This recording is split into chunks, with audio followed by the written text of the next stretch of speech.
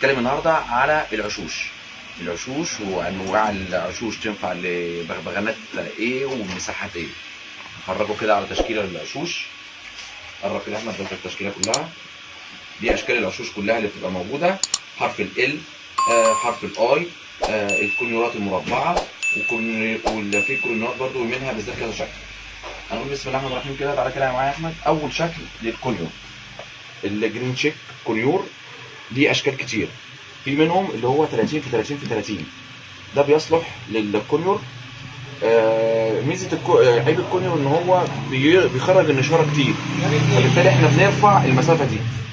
ده الامثل للكونيور 30 في 30 في 30. بيبقى ليه باب من هنا كده اهو، وليه باب جانبي برضك اهو عشان الدرج بتاعه. ده الدرج بتاعه. ده كده شكل 30 في 30. برضك شكل تاني للكونيور. انا كيوسف عندي المساحه صغيره مثلا، فبستعمل العش ده بتاع الانجليزي الجامبو. ده انجليزي جامبو بيبقى اقل من ده شويه. معلش يا احمد كده عشان الناس تعرف الفرق. اقل منه شويه، ما فيهاش اي حاجه خالص. وكمان في ميزه طبعا، في نفس البابين برضو اللي هو من فوق ومن الجنب، وليه درج بلاستيك برضك ارتفاعه عالي علشان الجرينات بتخرج النشاره. ده الانجليزي الجامبو. الجرينات برضو في كوكتيل اللي هو عيش الكوكتيل العادي، برضك يصلح للجرينات. برضك نفس الكلام، باب وباب، ويبقى ليه درج خشب. تمام. ده الجرينات، كل ده يصلح للجرينات.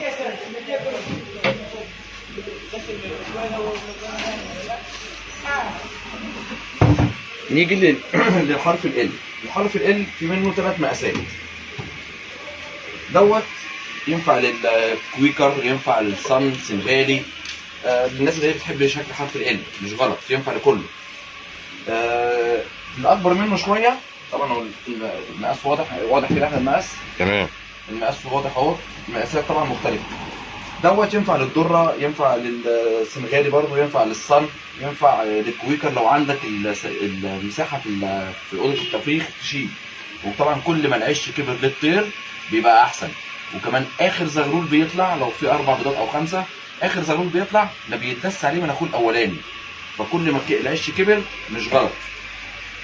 دوت بتاع الدره والكويكر والسنغالي، وينفع وللصن. دوت برضو في حاجه جديده انا عاملها في العش طبعا، الورشه عاملاها لي. قرب كده يا احمد، ده حاجه جديده كده. ده عين سحريه في العش.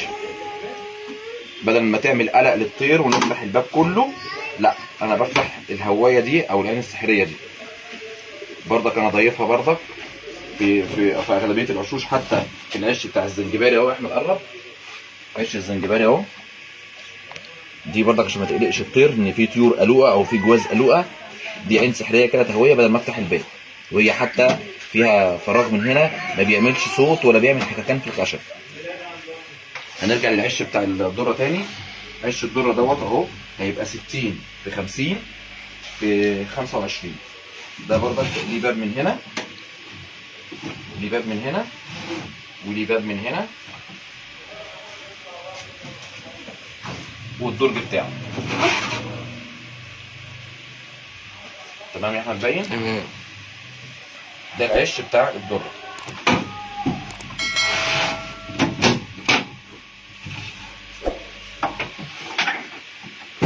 نيجي للعش بتاع الزنجباري. عش على هنا كده. ده عش الزنجباري. ده بيبقى 65 في 30 في ارتفاع 60. برضك ليه عين تهويه من هنا كده اهو. قرب شويه يا احمد اهو. برضك بيبقى ليه باب من هنا وباب من هنا والدرج بتاعه. مع الزنجباري بالذات، بس المره الجايه هوريه لكم، بيجي لي الخشب الادراج من هنا ألمونيا علشان امنع التاكل من هنا. عشان طبعا انتوا عارفين الزنجباري او الاكليكتوس او البغبغانات الكبيره هتاكل الخشب ده، فانا بعمل اطار من هنا ألمونيا. ان شاء الله هوريه لكم المره الجايه. بعد كده معانا شكل تاني اللي هو شكل حرف الاي، ده حرف الاي، ده المساحات اللي هي الصغيره. هو ليه عيب وليه ميزه. المساحات الصغيره بينفع، عيبه ان هو ارتفاع السكين بتاعه بيغطي على باب العش بتاع الدور اللي تحتيه، فبنصح بيه يا فوق قوي يا تحت خالص. لكن لو الدنيا مأزمه هنضطر نستعمله ونشوف، ويصلح للعيون اللي هي ال 60 في 80.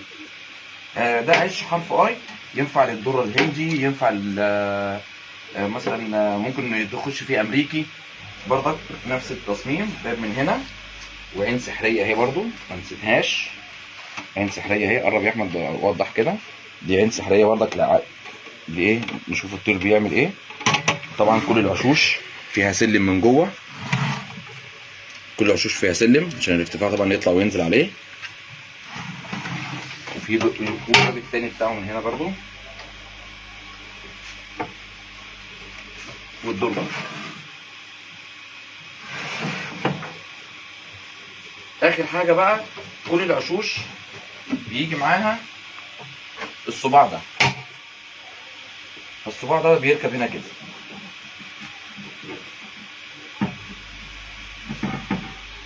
بيركب زي كده. عندك صباع تاني يا احمد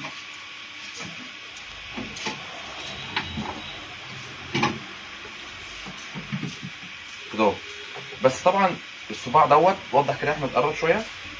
ده رفيع وخشب عادي، ما يعني مع الامريكي مش هيعيش معاه اسبوع، فبالتالي مش هيعرف يطلع العش. طيب انا للازمه دي عشان نحلها، فانا عملت دي يا احمد، قرب كده برضو للكاميرا. دي خشب ليمون برضو، وقافه خشب ليمون.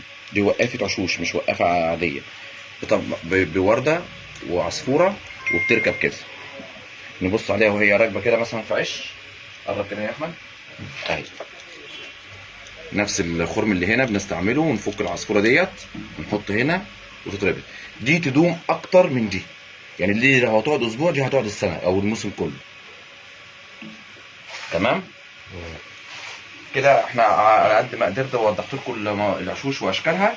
لو في اي استفسار انا رقمي 011 4 37 35 9 82. كل موسم وانتم طيبين. السلام عليكم. لا تنسوا الاعجاب بالفيديو والاشتراك في القناة تشجيعا لنا لنستمر بنشر المزيد ان شاء الله.